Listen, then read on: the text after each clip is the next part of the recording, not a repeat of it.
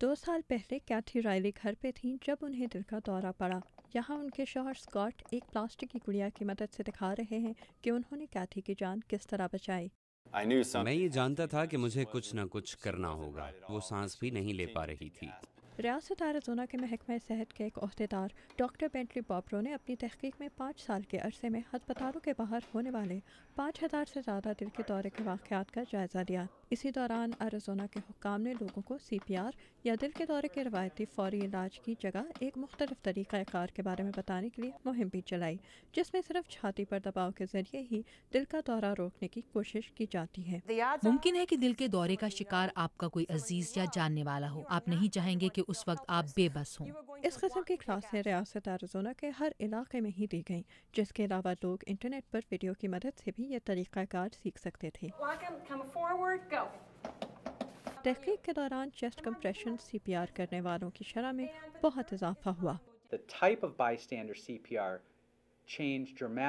موقع پر موجود ان لوگوں کی تعداد 20 سے 76% تک پہنچ گئی جو چیسٹ کمپریشن CPR کے ذریعے مریض کی مدد کرنے کو تیار تھے۔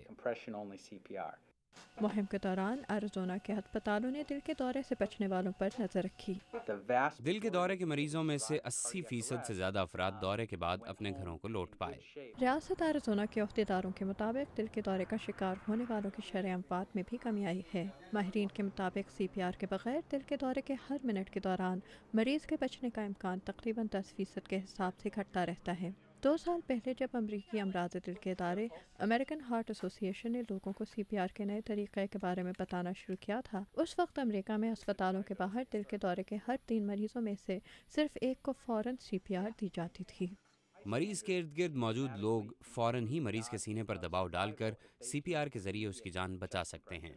ریاست ایریزونا کے محکمہ صحت کی اس تحقیق کی report journal of the American medical association میں شائع ہوئی ہے۔ کیرل پیئرسن کے ساتھ آمنہ خان، اردو VOA۔